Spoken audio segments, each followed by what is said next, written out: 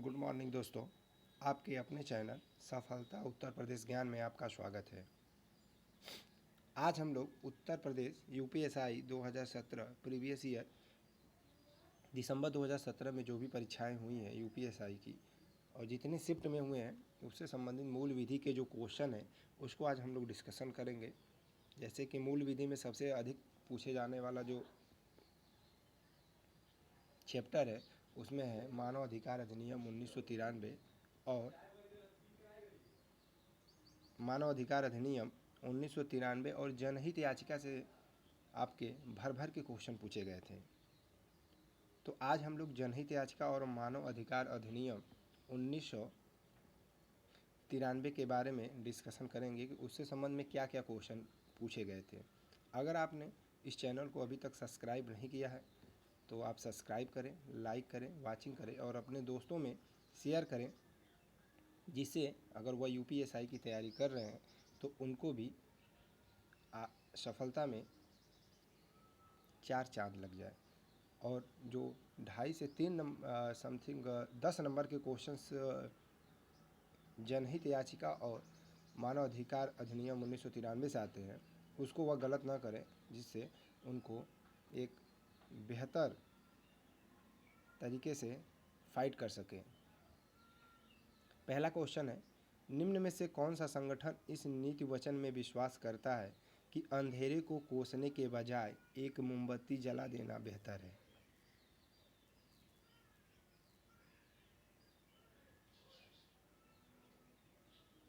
पहला ऑप्शन है राष्ट्रीय मानव अधिकार आयोग, बी ऑप्शन है एमनेस्टी इंटरनेशनल, सी ऑप्शन है ग्रीन पीस या डी ऑप्शन है अंतर्राष्ट्रीय न्यायालय। तो आपको बताना है कि इसमें कौन सा ऑप्शन आपका सही होगा। इसका बताना चाहेंगे, इसका जो आंसर होगा B option number B Amnesty International, ये आपका सही है। जैसे कि इसमें क्या है कि अंधेरे को कोसने के बजाय एक मोमबत्ती जला देना बेहतर है। इस नीति वचन में एमनेस्टी इंटरनेशनल विश्वास करता है। यह एक अंतर्राष्ट्रीय स्वयंसेवी संस्था है। इसकी स्थापना जो हुई थी वह वर्ष 1961 यूनाइटेड किंगडम यानी यूके ब्रिटेन में हुई थी। अगला क्वेश्चन है, मानव अधिकारों की सार्वभौमिक घोषणा की भाषा सभी पुरुषों को समान बनाया गया है, सभी मनुष्यों को समान बनाया गया है में बदलने के लिए कौन जिम्मेदार है? एलेनोर रूजवेल्ट का पसंदीदा यह वाक्य था और इसमें एक भारतीय थी जिन्होंने सभी पुरुषों को समान बनाया गया है, इसके जगह पे सभी मनुष्यों को समान बनाया गया है के लिए सुझाव दिया था। तो उनका क्या नाम है? उनका क्या नाम है जिन्होंने यह सुझाव दिया था? Option number A Hansa Mehta, option number B Mahatma Gandhi, option number C है John Peters, option number D है विंस्टन चर्चिल। इसका जो ऑप्शन नंबर होगा ए हंसा मेहता, यह 2017 में 21 दिसंबर फर्स्ट शिफ्ट में आया था यह क्वेश्चन। इसका option number Hansa Mehta first option आपका सही होगा। इसका बताना चाहूँगा, मानव अधिकारों की सार्वभौमिक घोषणा की जो भाषा है सभी पुरुषों को समान बनाया गया है, यह जो रूजवेल्ट थी उनकी पत्नी का यह महत्वपूर्ण वाक्य था, यह उनका महत्वपूर्ण सुझाव था। लेकिन इसको बदलने के लिए जो हंसा मेहता है वो जिम्मेदार है। उन्होंने कहा कि सभी मनुष्यों को समान बनाया जाए, यानी सभी पुरुषों की जगह सभी मनुष्य, यानी सभी मनुष्य में स्त्री और पुरुष सभी आ जाते हैं। इसके लिए हंसा मेहता जिम्मेदार है। अगला क्वेश्चन है, निम्न में से कौन सा जनहित याचिका के बारे में सत्य है? पहला है, एक बार जनहित याचिका दायर की गई और उस पर सुनवाई हुई तो फिर उसे वापस लेने की अनुमति नहीं दी जा सकती। ऑप्शन नंबर क्यू है, जनहित याचिका दायर करने वाले व्यक्ति के लिए अपनी रुचि दिखाना आवश्यक नहीं है।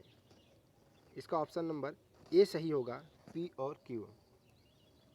अगर जनहित याचिका एक बार दायर की गई तो उसको वापस लेने का अधिकार उस याचिका को नहीं होता है जो दायर करता है, और जनहित याचिका दायर करने वाले व्यक्ति को अब उसमें रुचि कि उसमें क्या उसकी रुचि है ये बताने की भी ज़रूरत नहीं होती।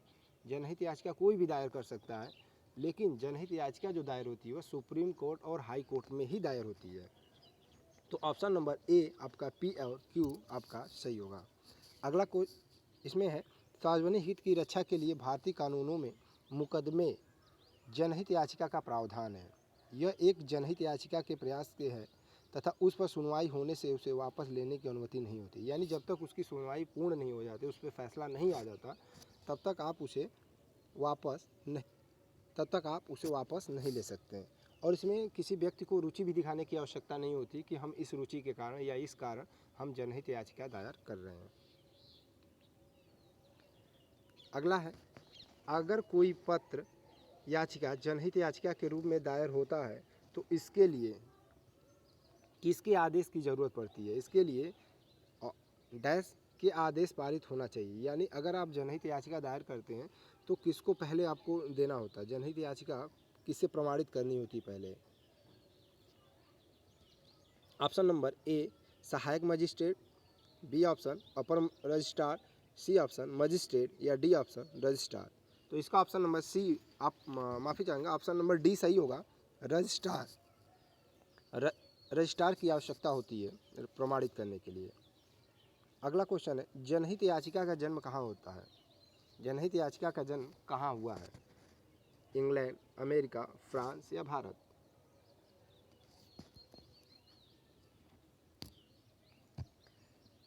इसका जो ऑप्शन सही होगा ऑप्शन नंबर बी, अमेरिका में। अगला क्वेश्चन है कि जनहित याचिका दायर करने के संदर्भ में निम्नलिखित में से कौन सा सही है? इसके बाद आपको बताना। पहला है, यदि जनहित याचिका उच्च न्यायालय में दायर की जाती है तो उस पर 5 प्रतिलिपियाँ दर्ज करानी होती हैं। यदि जनहित याचिका उच्चतम न्यायालय में दायर की जाती हैं तो उसकी 2 प्रतिलिपियाँ दर्ज करानी होती हैं। इसमें ऑप्शन नंबर जो आपका डी है ये आपका सही होगा। ऑप्शन नंबर डी, ए और बी दोनों नहीं है, यानी इस सेम उल्टा दिया हुआ है। पहले अगर आप उच्चतम यानी उच्च न्यायालय में दायर करते हैं उसमें 2 प्रतिलिपियाँ होती हैं। अगर उच्चतम न्यायालय में करते हैं तो उसमें 5 प्रतिलिपियाँ होती हैं, आपको जमा करनी होती हैं। अगला है, इसमें है जनहित याचिका को केवल उच्चतम न्यायालय में ही और उच्च न्यायालय में ही दायर किया जा सकता है। जब जनहित याचिका उच्च न्यायालय में दायर की जाती हैं तो अदालत में याचिका को 2 प्रतियां जमा करनी पड़ती हैं। जैसा कि अभी आपको मैंने बताया कि याचिका के एक प्रति अग्रिम रूप से प्रत्येक प्रतिवादी को भेजनी पड़ती है और उसका सबूत जनहित याचिका में जोड़ना पड़ता है। यदि जनहित याचिका उच्चतम न्यायालय में दायर की जाती है तो अदालत में उसकी 5 प्रतिलिपियाँ जमा करनी पड़ती है, जिससे एक प्रतिवादी को जनहित याचिका के प्रति एक केवल तभी भेजी जा सकती है जब अदालत इसके लिए नोटिस जारी करता है। अगला है, निम्नलिखित में से कौन सा एक जनहित याचिका दाखिल करने के संदर्भ में सही है? पहला है, जनहित याचिका केवल एक राज्य या केंद्र सरकार या नगर निगम के अधिकारियों द्वारा दायर की जा सकती है। ऑप्शन नंबर 2 है, निजी पक्ष को प्रतिवादी के रूप में संबंधित राज्य प्राधिकार को एक पक्ष बनाने के बाद जनहित याचिका में शामिल किया जा सकता है। तो इसका ऑप्शन नंबर होगा, आपको बताना चाहूँगा, इसका ऑप्शन नंबर होगा बी सही, केवल बी। निजी पक्ष को प्रतिवादी के रूप में संबंधित राज्य प्राधिकार को यह एक पक्ष बनाने के रूप में जनहित याचिका में शामिल किया जा सकता है। तो ये मानव अधिकार से संबंधित जो क्वेश्चंस है आपको इसमें आपको देखना है कि आप कितना बेहतर कर सकते हैं, क्योंकि यूपीएसआई जो है,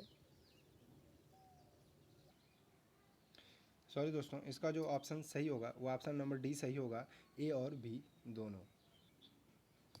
अगला क्वेश्चन है, भारतीय अदालतों में जनहित याचिका दायर करने के संबंध में निम्नलिखित में से कौन सा सही है?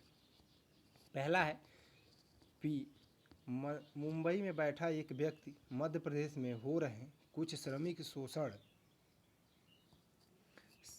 शोषण के संबंध में जनहित याचिका दायर कर सकता है। क्यों ऑप्शन है, एक अदालत में जनहित याचिका को पीड़ित पार्टी या किसी तीसरे पक्ष के बजाय अदालत द्वारा पेश किया जा सकता है। इसका ऑप्शन है केवल पी, न तो पी और न क्यू। केवल क्यू, या ऑप्शन नंबर आपका डी है पी और क्यू दोनों। तो इसमें आपका ऑप्शन नंबर डी सही होगा, पी और क्यू दोनों। जनहित याचिका एक ऐसी याचिका होती है जिसके माध्यम से पीड़ित व्यक्ति स्वयं या अन्य कोई व्यक्ति संस्था द्वारा पीड़ित व्यक्ति की ओर से न्यायालय के समक्ष प्रश्न उठा सकता है।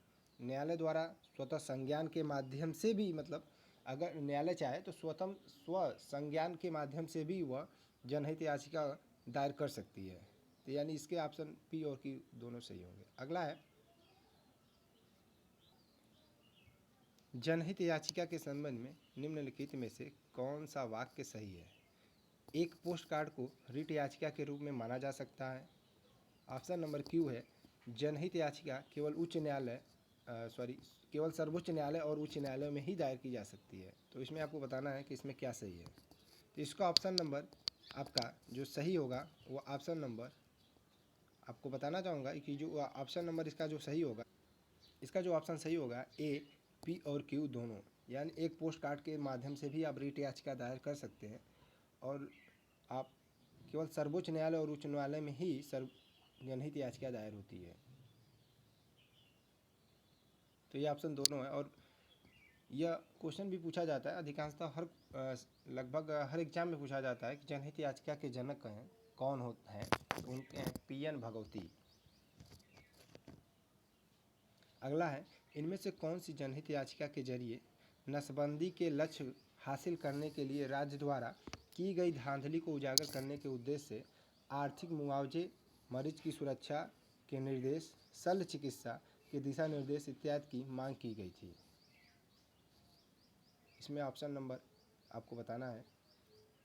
इसमें ऑप्शन नंबर बी आपका सही होगा, देविका विश्वास बनाम भारत संघ। देविका विश्वास बनाम भारत संघ में जो नसबंदी राजीव गांधी के समय जब हुई थी तो उसमें आपको ज़बरदस्ती नसबंदी किया जाता था। तो उसी संबंध में है कि वह उसमें कौन सी याचिका दायर की गई थी जिसमें उनको आर्थिक मुआवजे के लिए प्रोत्साहित करने के लिए डाली गई थी? तो ऑप्शन नंबर बी, देविका विश्वास बनाम भारत संघ। देविका विश्वास बनाम भारत संघ जनहित याचिका के जरिए नसबंदी का लक्ष्य हासिल करने के लिए राज्य द्वारा की गई धांधलियों को उजागर करने के उद्देश्य से आर्थिक मुआवजे, मरीजों की सुरक्षा के निर्देश, शल्य चिकित्सा के दिशा निर्देश आदि की मांग की गई थी। अगला है, महिलाओं के कल्याण के लिए निम्न में से कौन सी जनहित वाद है? Option number A, Gaurav Jain बनाम भारत संघ। Option number B, Upendra Bakshi बनाम भारत संघ।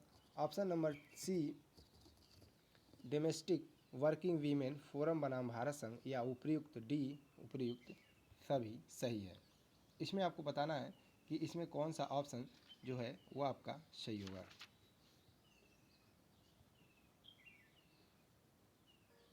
यह महिलाओं के कल्याण के लिए जनहितवाद है। ऑप्शन नंबर इसका सही होगा ऑप्शन नंबर डी, उपयुक्त सभी। यह उपयुक्त सभी जो है, चाहे गौरव जैन बनाम भारत संघ हो, उपेंद्र बख्शी बनाम भारत संघ हो, डोमेस्टिक वर्किंग वीमेन फोरम बनाम भारत संघ हो, ये सभी जो है महिलाओं के कल्याण के लिए जनहित याचिका डाली गई थी। अगला क्वेश्चन है, त्वरित न्याय का अधिकार एक ऐसा मौलिक अधिकार है जिसकी गारंटी जीवन के अधिकार के तहत दी जाती है। मूलतः एक जनहित याचिका के कारण ही इसकी घोषणा हुई थी। वह जनहित याचिका कौन थी? वह जनहित याचिका कौन थी जिसमें त्वरित न्याय की बात कही गई थी सुप्रीम कोर्ट के द्वारा? इसका ऑप्शन नंबर ए, हुसैन आरा खातून बनाम बिहार राज्य। ऑप्शन नंबर बी, लोकतंत्र के लिए नागरिक बनाम असम राज्य, या सी, बंधुआ मुक्त मोर्चा बनाम भारत संघ, या डी, एपी गुप्ता बनाम भारत संघ। ऑप्शन नंबर इसका ए सही होगा, हुसैन आरा खातून बनाम भारत राज्य। आरा खातून बनाम भारत राज्य में सुप्रीम कोर्ट ने यह फैसला दिया था कि त्वरित न्याय का अधिकार व्यक्ति का मौलिक अधिकार होता है। जैसा कि उसका अगला क्वेश्चन है, एक मानव अधिकार कार्यकर्ता द्वारा दायर की गई किस जनहित याचिका ने इस बात पर बल दिया कि चिकित्सा के पेशे से जुड़े हर व्यक्ति का यह सर्वोपरि दायित्व है कि वह किसी भी प्रक्रियागत औपचारिकता की प्रतीक्षा न करे और हर घायल को जल्द से जल्द चिकित्सीय सहायता उपलब्ध कराए। इसमें यह है मध्य प्रदेश बनाम मदन लाल, बी परम आनंद कटरा बनाम भारत संघ, या सी समता बनाम आंध्र प्रदेश राज्य, या ऑप्शन नंबर डी है AP गुप्ता बनाम भारत संघ। क्या ऑप्शन होगा आप बताएं।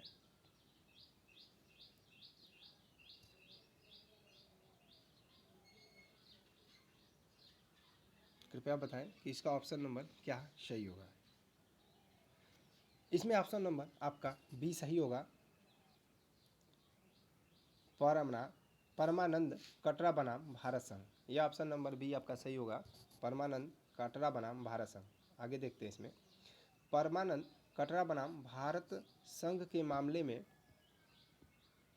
उच्चतम न्यायालय ने अभिनिर्धारित किया कि चिकित्सीय सहायता भारतीय संविधान के अनुच्छेद 21 के तहत एक मौलिक अधिकार है। अतः चिकित्सा के पेशे से जुड़े प्रत्येक सदस्य का यह सर्वोपरि दायित्व है कि वह किसी भी प्रक्रियागत औपचारिकता की प्रतीक्षा किए बिना घायल नागरिक को तुरंत चिकित्सीय उपलब्ध सहायता कराए।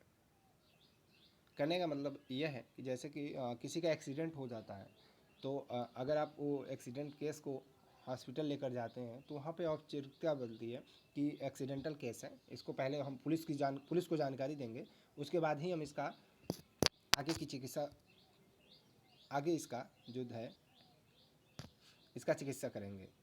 तो परमानंद बनाम कटरा भारत संघ में उच्चतम न्यायालय ने आदेश दिया कि अगर कोई भी है, इमरजेंसी केस है, अगर एक्सीडेंट केस है या कहीं मारपीट का केस है, अगर व्यक्ति घायल है तो उसमें यह नहीं देखना है कि आपको पुलिस को तुरंत उसकी जानकारी दी जाए। पहले जो आपका दायित्व है कि आप एक चिकित्सक हैं, डॉक्टर हैं, तो उसकी इलाज करें, उसके बाद आप उसकी जो जानकारी है वो पुलिस या जहाँ भी देनी हो वहाँ दे सकते हैं। बट पहले आपका कर्तव्य है कि वह आप उसको उसकी चिकित्सक सुविधा जो है वह उपलब्ध कराएं। तो यह क्वेश्चन था आपका आज जनहित याचिका से संबंधित और मानव अधिकार अधिनियम से संबंधित जो भी क्वेश्चन पूछे गए थे। इसके पार्ट नंबर 2 भी आपका आएगा। ये आपका पार्ट नंबर 1 था, पार्ट नंबर 2 भी आएगा। तो क्योंकि वीडियो लंबी हो जा रही थी इसलिए इसको पार्ट 2 में भी कन्वर्ट कर दिया हूँ। पार्ट 2 भी आज शाम तक या कल तक आपको अपलोड हो जाएगा। आज शाम तक ही आपका अपलोड हो जाएगा पार्ट नंबर 2। अगर आपको ये वीडियो अच्छी लगी है, आपको हेल्पफुल लगी है, तो कृपया आप इसे लाइक, सब्सक्राइब, शेयर करें, अपने दोस्तों में शेयर करें, जिससे अधिक से अधिक व्यक्तियों तक यह वीडियो पहुँचे और उनको UPSI 2021 की जो संभावित परीक्षाएं में उसमें सफलता मिल सके। तो आपसे निवेदन है कि आप इसे ज़्यादा से ज़्यादा शेयर करें और लाइक, अगर आप सब्सक्राइब नहीं किए हैं अभी तक तो सब्सक्राइब करें, लाइक करें और वॉचिंग करें। जय हिंद दोस्तों।